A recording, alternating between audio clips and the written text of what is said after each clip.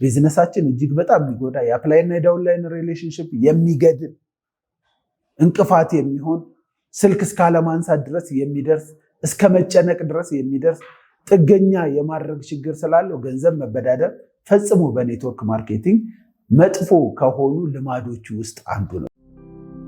ውብ ህይወት መኖር ይገባሻል።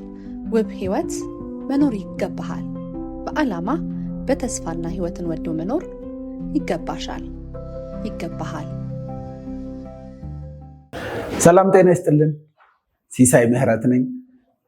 እንግዲህ ከውብ ህይወት ቤተሰቦች በኔትወርክ ማርኬቲንግ እና በህይወት ዙሪያ የሚነሱ ጥያቄዎችን በውብ ፍታ አማካኝነት እንመልሳለን።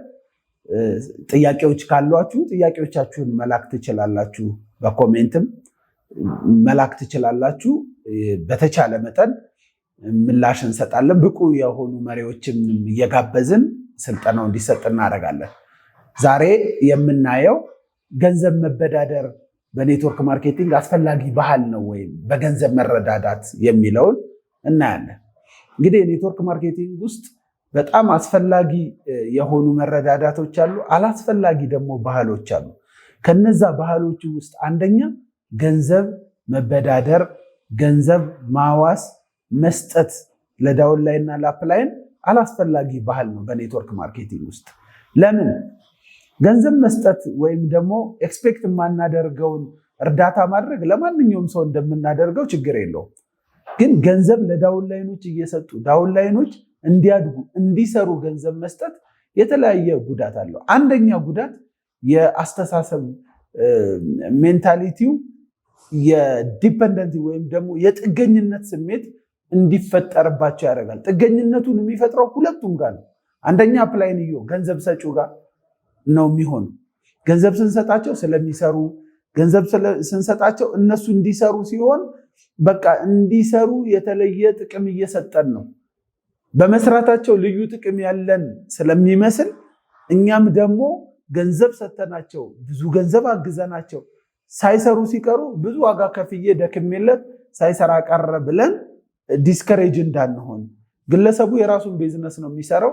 ምንም አይነት የገንዘብ ድጋፍ ገና ለገና እኛ ጥቅም እናገኛለን በሚል ከሰጠን እኛ ራሱ በአእምሯችን ጥገኛ እንሆናለን። ሁለተኛ ያም ሰው ጥገኛ እንዲሆን ያደርገዋል። ራሱን ችሎ ኃላፊነት መወጣት፣ ችግሮችን በራሱ መፍታት እንዳይለማመድ ያደርጋል።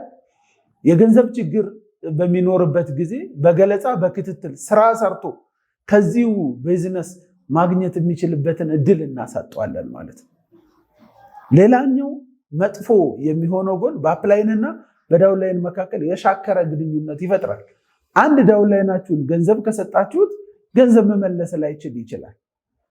ያንን ባለመመለሱ ደግሞ እሱም ይጎዳል፣ ስሜቱም ይጎዳል ማለት ነው።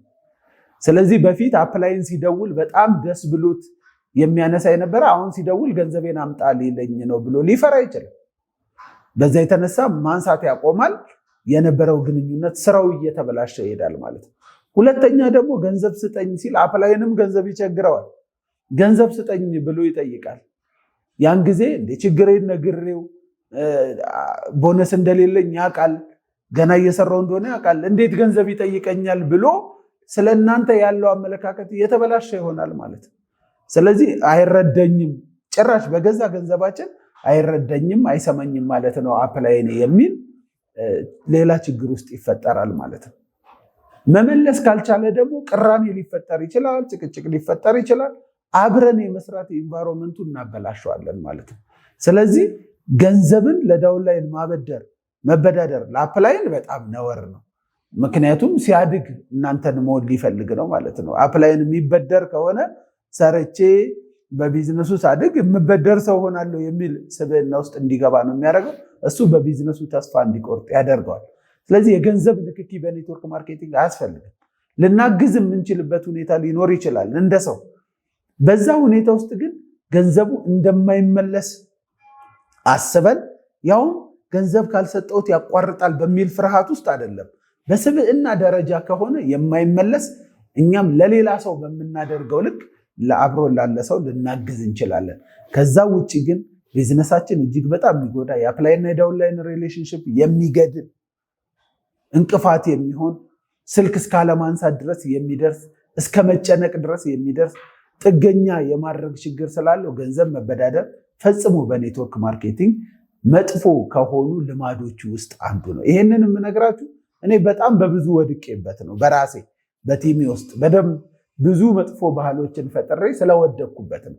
የተሻለ የሚሆነው ኤክስፔክቴሽን የሌለበት መደጋገፍ ካለ መልካም ነው። ከዛ ውጭ ግን የገንዘብ ንክኪ አያስፈልግም ማለት ነው። ቦነስ የግል ነው፣ ገቢ የግል ነው። አንድ ሰው የገንዘብ ችግር ከገጠመው ገንዘብ ሰጥተው የገንዘብ ችግሩን አይፈታለት። ያንን ድጋፍ እንዲያገኝ ማገዝ ነው እንጂ መስጠት ገዳይ መሆኑን ተረድተን የመበዳደር ባህልን ዜሮ ማድረግ መቻል አለብን። ይህንንም ሲጠይቋችሁ በመርህ በኔትወርክ ማርኬቲንግ እንደዚህ አይነት ነገር ገዳይ ስለሆነ ስለማይሆን ብላችሁ በመርህ ኖ ማለት ትችላላችሁ።